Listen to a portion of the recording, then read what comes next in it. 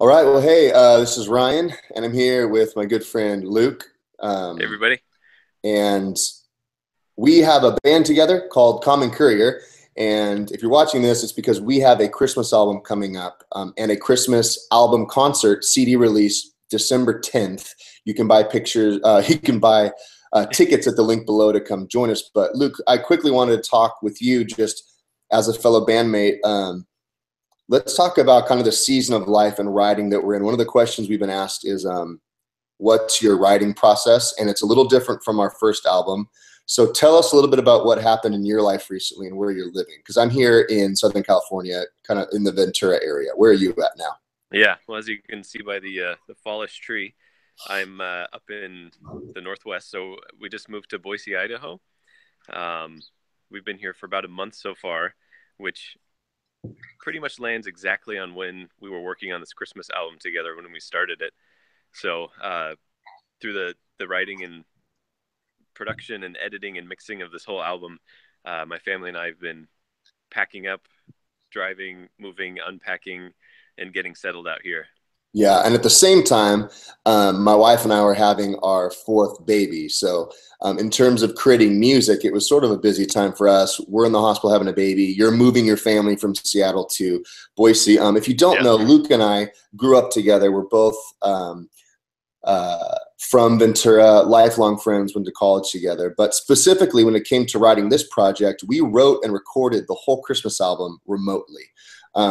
So I'll kind of tell you what I did from my end, and then Luke, you can kind of pick up the other side. So normally when you write an album, you get together with your fellow musicians, you sit in a room, you play it live, you kind of figure out what works, and you go in and record it. Well, because we're all mobile, that wasn't, or because we're all spread out, that wasn't an option. So I have a home studio here in Ventura. Luke, who is really the technical brain behind Common Courier, has a much better studio that now is moved out to Boise. And then Jason, kind of the third key member right now of Common Courier, has a setup in LA. So the way the process worked is Luke and I think we picked, 8 or 9 Christmas songs, knowing Yep. we wanted to pare it down to 5. And then we just recently switched to a program called Reaper for you audio nerds. We love it. Much like Pro Tools. And so I would make a session that had like guitar, melody, and basic melodic ideas, and then we'd sync it via Dropbox. And then Luke would then log in and take it from there. Yep. So after Ryan would kind of scope out the feel and the vision for the track, then I would get to take it. I'd listen to it for a little while, kind of let it sink in and be a remote second set of ears to kind of give some feedback of what I'm feeling from the song. And we took some of that time just to talk through it a little bit. Yeah. Try to get the vibe or the feel and the direction of the music. That's kind of key, especially when redoing existing songs. There's not a whole lot of redoing to do, I guess, but there's reimagining to take place. So we got to interact a lot there to get the vision and imagine what we wanted it to be. And after some of those discussions, then I'd sit down and put some drums on it. And that would kind of kick off the more iterative back and forth. And like Ryan was saying, like as much as we could get close to each other to make it feel like we're hanging out and jamming together, Yeah. except that experience was more like time shifted. So I jam to it and then give it to him. And then maybe the next day we talk about it and give feedback to each other and iterate from there. Yeah, so a lot of Google chats. And so Luke would have feedback like, hey, this song might feel better if it's faster, or what about if we change the key? Some of the songs, I'd rough out an idea, I'd send it to him, he'd put drums, we'd both say, man, we're not feeling it. So once we had kind of our 5 core songs picked, which we're doing, O Come Let Us Adore Him, Joy to the World, O Come Emmanuel, What Child Is This, and Go Tell It on the Mountain. Once we landed on those songs, we brought our friend Jason into the mix, who also accessed our Dropbox account. He's a phenomenal keyboard player and writer. And then once Luke and I had kind of the groove and the roadmap and the basic idea figured out, we brought Jason in as kind of the third writing member, and he really helped us arrange some more of those melodic hooks, parts, harmonies, and stuff like that. So once we had all those ideas roughed out, we would then say, okay, we're kind of done writing, and now we're going to officially record it. So Luke then set up his studio. and tracked drums. So we started with the final drum takes, and then we would go back and record bass and guitars to that. Luke would do some editing, and then we'd bring in, oh, I actually just got an alert right now that says the disc makers just shipped our Christmas CDs. So they're on their way. So then we record those tracks, and then once I do vocals here in California, and then through Dropbox syncing, Luke would take all of that and mix it. And Luke, lastly, just tell us a little bit about, obviously you were set up to mix and kind of put the final touches in Seattle, and then in the moving process, you were doing some of it in a new room. For maybe the non-musical people, how did that shift in environment impact the way you kind of mixed and shaped the final sound of the record, or did it?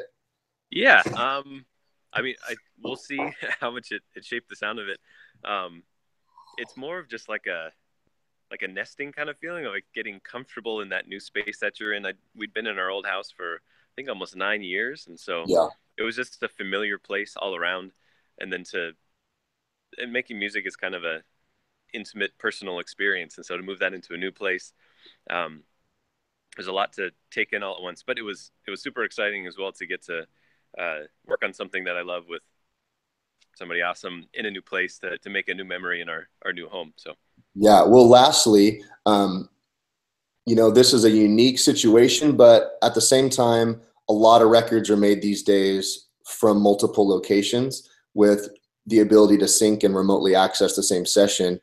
Do you feel that we had an advantage playing together since we've been playing music for so long? I mean, in my mind, we're able to do some stuff remotely because you and I have played music together for so long, whereas in other situations, it might be more awkward. I don't know if you experienced that at all in this situation.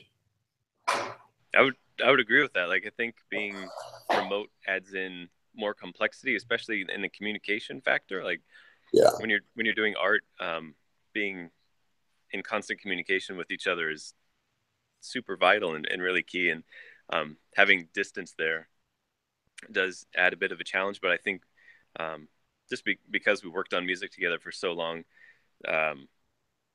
we have a firm foundation to kind of build off. And if one of us goes dark for a day or two because they're in the hospital or nursing a baby at 1 a.m. or whatever, it's not a huge deal. We know that we're going to get back on track as soon as we're able to.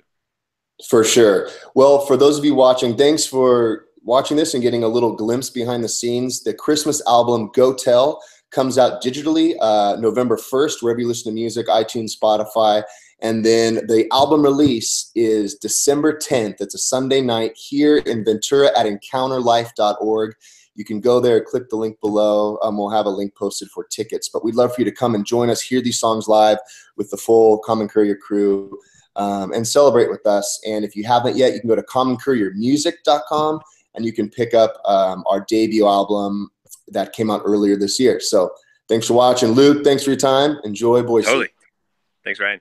Talk to you later.